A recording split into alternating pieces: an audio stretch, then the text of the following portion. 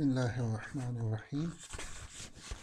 In the previous class, we discussed about concept of audit evidence. Then after that, we discussed about areas of audit evidence. That basically these are the assertions of the management regarding the financial statements. Valuation, measurement, presentation and disclosure. And auditor, he will come and he will check these assertions, whether these assertions are true or these assertions are false. Here is an example. We will look at an item in a balance sheet. In balance sheet, there is an item, and the name of that item is bank overdraft. Amount is 10,250 Afghanis.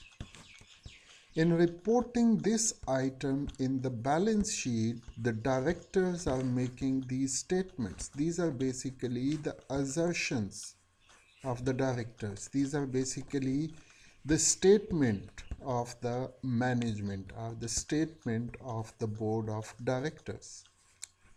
What are these statements? That there is a liability to the company's bankers.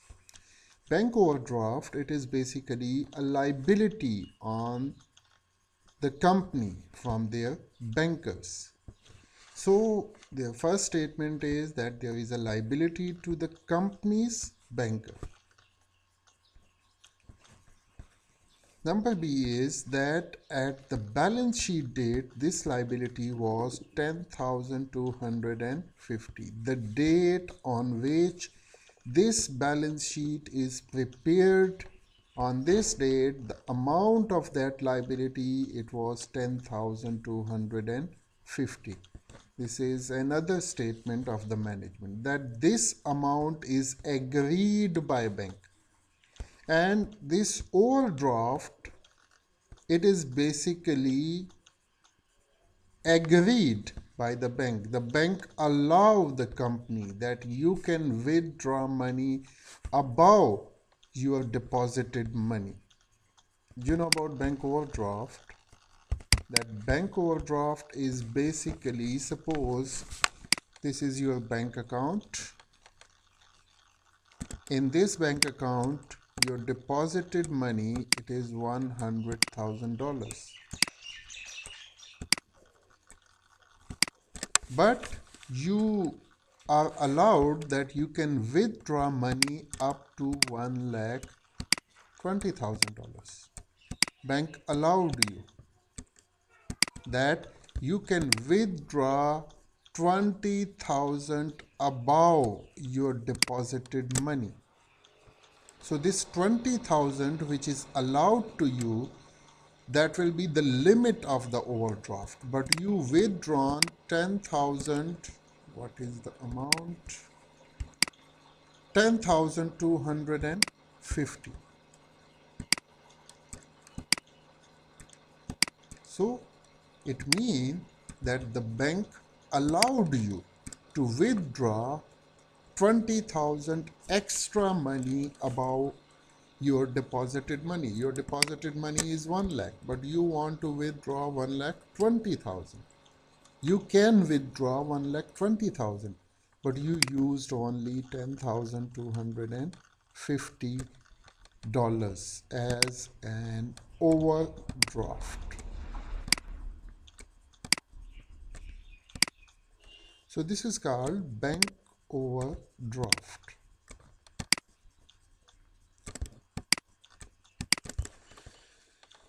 Now, so this amount is agreed by the bank. Now when the auditor will come, he will check all these statements, whether these statements are true or false. that the overdraft was repayable on demand. Keep in mind, overdraft any time when the bank demand the money, you will repay that money to the bank. If this were not so, it would not appear amongst the current liabilities and terms would be stated. Keep in mind, this overdraft, this is basically the current liability.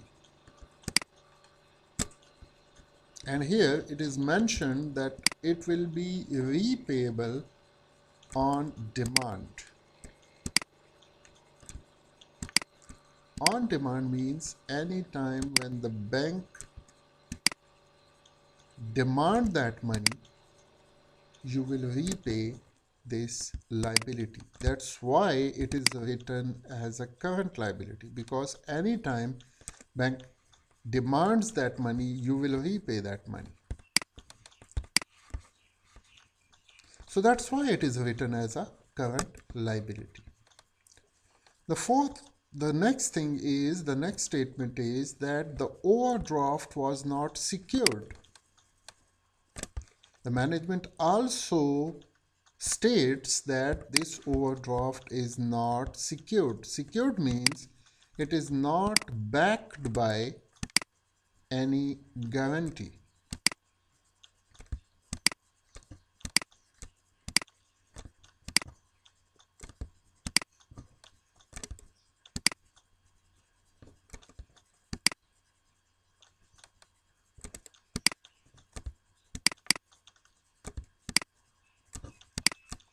There is no guarantee. In some time when you are taking loan, so in the back you are keeping documents of your land, documents of your building, some of your assets. So, but this liability, this overdraft, it is not secured. If you were secure, this fact would need to be stated. If you're keeping some guarantee in the back, so then you will state that thing. Then you will disclose that matter in the notes, in the financial statements, in the balance sheet or whatever. That the company has authority to borrow from its memorandum and articles. Another thing is that the memorandum of association and article of association allows the company to borrow loan. Keep in mind, when a company is taking loan, so first they will check their memorandum and articles of association. If it is allowed in the memorandum and articles of association, these are basically the basic books of the joint stock company, the basic law of the joint stock company. If it is allowed in that memorandum and article of association, then the company withdraw that money. But if it is not allowed, then they can't borrow loan. So the statement of the management is that we took that loan because we are allowed to take loan by our memorandum and articles of association. The bank reconciliation statement can be prepared. So from that, then we will prepare a bank reconciliation statement. For this, we prepare a bank reconciliation statement that the bank is willing to let the overdraft continue and the bank didn't demand that money. So if they didn't demand that money, so they are willing to continue the overdraft. So these are basically the statements of the management. So when auditor will come, he will check all these statements. He will collect the proof. He will collect the audit evidence whether these statements are true or these statements are not true. See, this is only one simple item, bank overdraft, but they are collecting evidences regarding this thing. So this is basically the concept of audit evidence that we discussed. Concept of audit evidence. All information used by auditor in arriving at conclusion. So now here auditor will check all these statements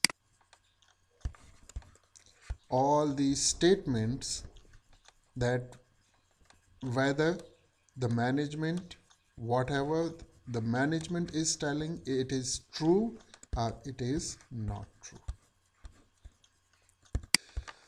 Now this is the end of this chapter. Our next chapter is chapter number 4, the auditing standards and process model. Now, what are the objectives of the chapter? Introduce to the international financial reporting standards. Now, in this chapter, we will see what are international financial reporting standard introduced to International Auditing and Assurance Standards Board. Then we will discuss about International Auditing and Assurance Standard Board, IAASB. Then we will discuss about International Standards on Auditing, and then we will discuss Audit Process Model and Phases of Audit.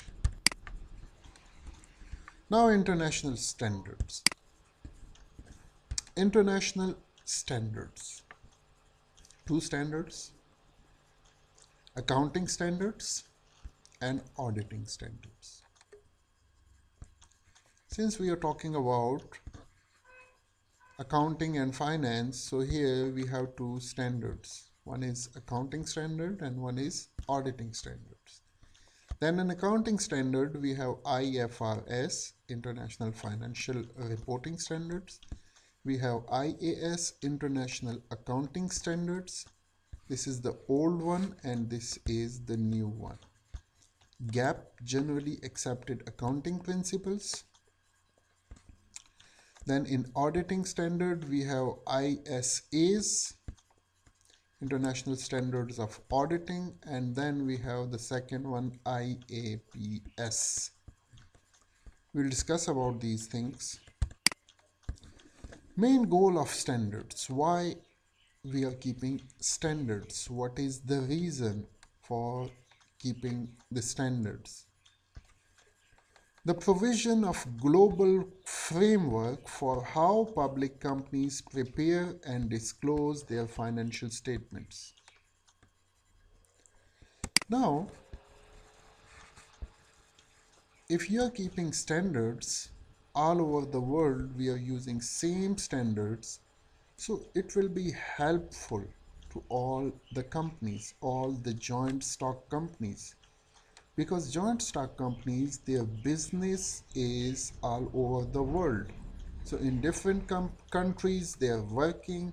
So if the standards are same, so they will follow the same standards and there will be no problem for them. So the first goal of the standard is the provision of global framework. All over the world there will be global framework. There will be same framework for how public companies prepare and disclose their financial statements. Regarding how the financial statements will be prepared and disclosed. So it will be helpful for public companies to make financial statements and disclose these financial statements. So all over the world there will be same framework. So for joint stock companies it will be helpful. Provision of general guidance for the preparation of financial statements rather than setting rules for industry specific reporting. The other goal of the standard is that provision of general guidance for the preparation of financial statements. that in the preparation of financial statements, there will be a general guideline. There will be a general guidance all over the world, rather than setting rules for industry specific reporting. Like if it is cement industry, so the rules will be different. If it is service industry, so the rules will be different. If it is telecommunication, so the rules will be different. Not like this. So if there will be one standards all over the world, so there will be a guideline that you will prepare and you will present the financial statements in this way, and not like this that we will set rules for industry specific reporting, that for different industries there will be specific reporting. No. Bring uniformity and general understandability in accounting and financial reporting. So there will be uniformity all over the world. Accounting and financial reporting, it will be what? Same. It will be uniform, and there will be general understandability. Each and every person, he can understand these financial reports. So it will bring uniformity. It will make uh, understandability of the financial statements easy. So there will be global framework. It will be helpful for public companies to prepare and disclose their financial statements. The first one. General guidance for the preparation of financial statements. There will be general guidance all over the world that how you will prepare the financial statements, and it will not be like that for each and every industry the reporting will be different. No.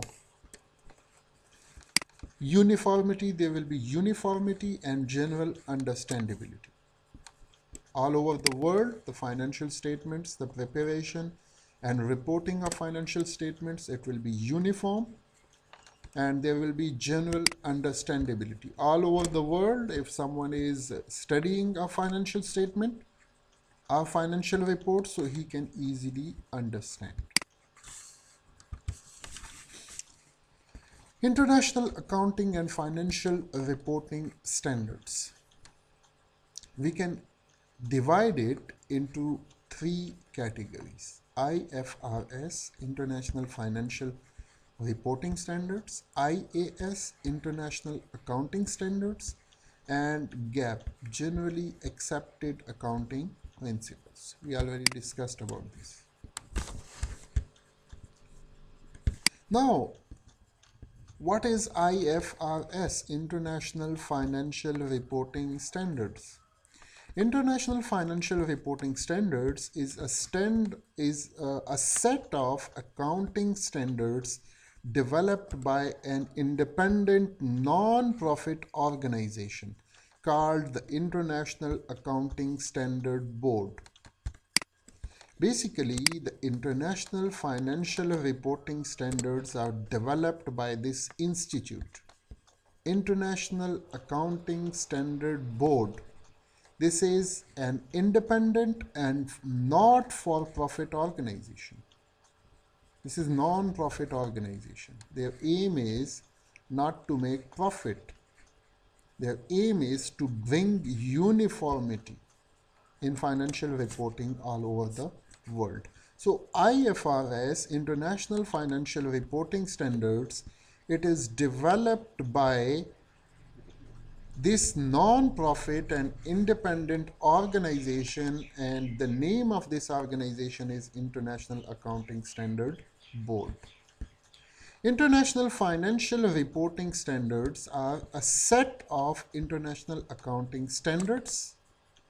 These are basically international accounting standards stating how particular type of transactions and other events should be reported in the financial statements.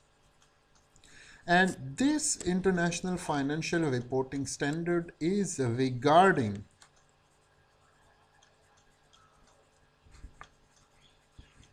the transactions and other events. That how the transactions and other events in financial statements should be reported, how you will report it, what are the rules regarding each and every item, like International Accounting Standard 1, then 2, then like this, there are lots of standards. International financial reporting standards are the standards that are applied for financial accounting, and these standards are related to financial accounting. IFRS were formally called International Accounting Standards. Formally means previously they gave it a name of IAS, International Accounting Standards. The International Accounting Standard Board, IASB, has accounting standards setting responsibilities for IFRS. The IASB, International Accounting Standard Boards, they developed accounting standard and they set responsibilities for international financial reporting standards. That for each and every item there are different standards and you will follow these standards. The EU has agreed to apply most of the IFRS from 2005 onward. And in 2005, European Union, they also start following the IFRS, and now they are using International Financial Reporting Standards. European Union countries, they are using these International Financial Reporting Standards. So what is International Financial Reporting Standards? These are basically standards for financial accounting set by International Accounting Standard Board, which is an independent and non-profit organization. And the reason is why they developed these rules: to bring uniformity in financial reporting all over the world. And I told you these are accounting standards stating how particular types of transactions and other events should be reported. That how you will report different transactions and events in the financial statements. International financial reporting standards are the standards that are adopted for financial accounting. I told you about this, that we are using all these in financial accounting. Previously, its name was IAS, International Accounting Standards. The International Accounting Standard Board, IASB, has accounting standard setting responsibilities for IFRS. And the responsibility of setting standards, it is with International Accounting Standard Board. They are responsible to set the standards for international financial reporting standards. So IASB is responsible for setting standards in international financial reports. And the European Union, they start using IFRS in 2005. Inshallah, in the next class, then the importance of IFRS. Okay, we'll study it today. Having an international standard is especially important for large companies that have subsidiaries in different countries. Now, you know, there are some companies which are very large. They have subsidiaries in different countries.